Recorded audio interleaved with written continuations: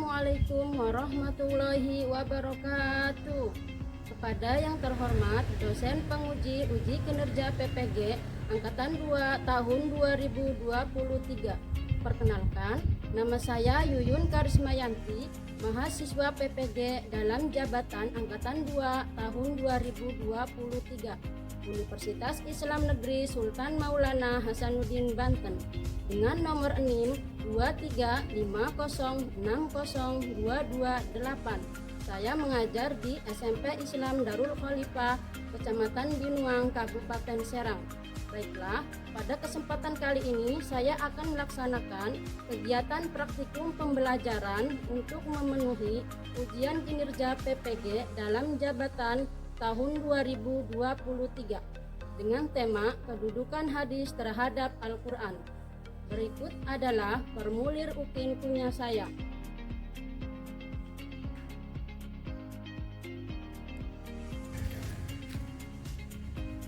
Berikut adalah video pembelajaran saya.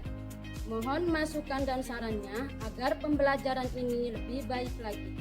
Assalamualaikum warahmatullahi wabarakatuh.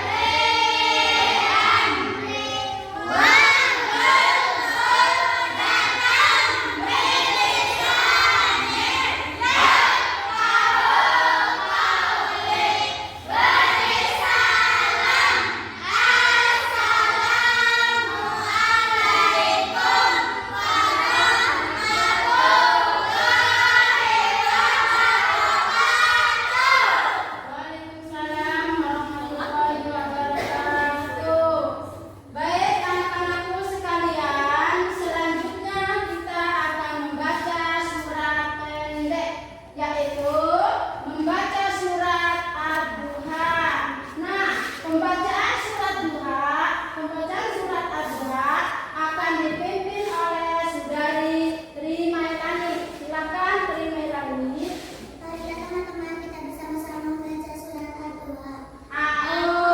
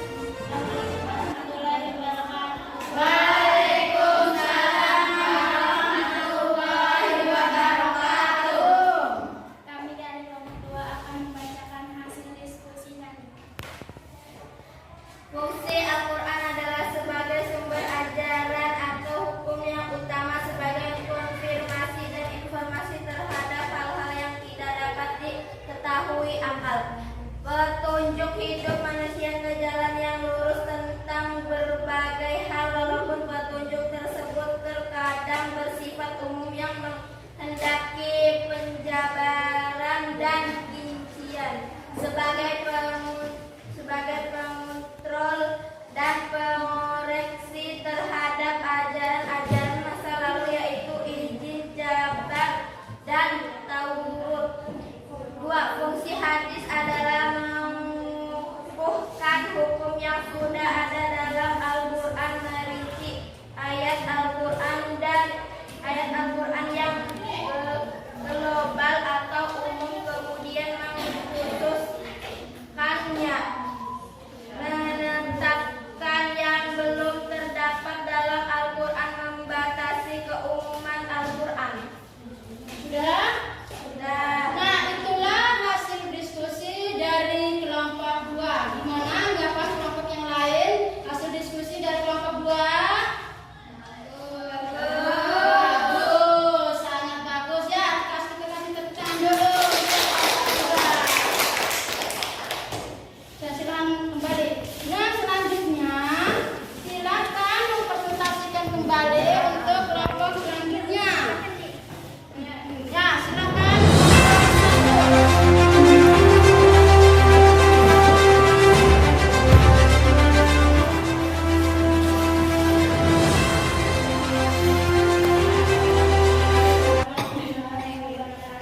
Waalaikumsalam warahmatullahi wabarakatuh.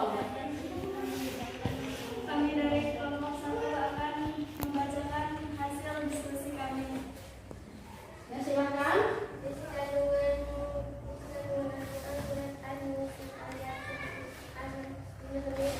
Setiap umat manusia taat dan takut kepada Allah dan Rasul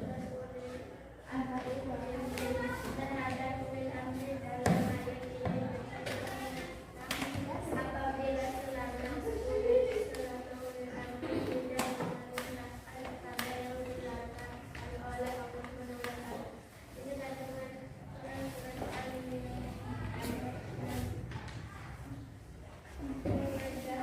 bahwa turunnya Al-Quran dan Nabi Muhammad untuk tidak untuk menjadikan diri yang bagi pada umatnya membimbing umatnya kepada kebenaran dalam hidup dunia mencapai kebahagiaan di akhirat. Nah, itulah hasil diskusi dari kelompok 1. Sudah? Nah, sekarang silakan kembali di tempat duduk.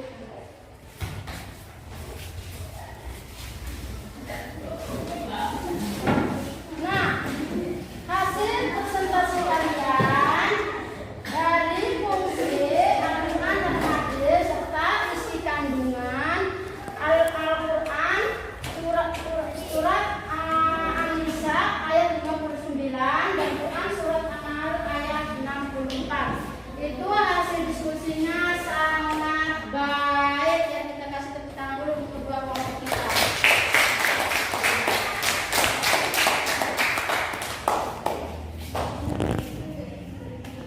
Dari materi yang tadi sudah Ibu sampaikan kepada kalian, apakah ada yang mau menyimpulkannya? Saya. Nah, silakan Rika. Hadis adalah semua yang bersumber dari Nabi Muhammad SAW, baik perkataan, perbuatan, takbir, tablik, puji, pengerti, dan perjalanan hidupnya. Ya, apakah ada lagi? Nah, silakan Ayuni. Firman Allah yang bersifat mukjizat yang diturunkan kepada Nabi dan Rasul terakhir. Nah, itulah kesimpulan tadi yang sudah Ibu sampaikan kepada kalian tentang materi kedudukan hadis terhadap Al-Quran. Nah, selanjutnya dari rubrik yang tadi sudah dibaca, nah sekarang coba poin-poin penting apa saja kan yang kalian ketahui. Sesuatu yang berasal atau disendarakan kepada Nabi Muhammad SAW selainnya. Asal sesuatu yang disendarakan kepada sahabat dan tabi'in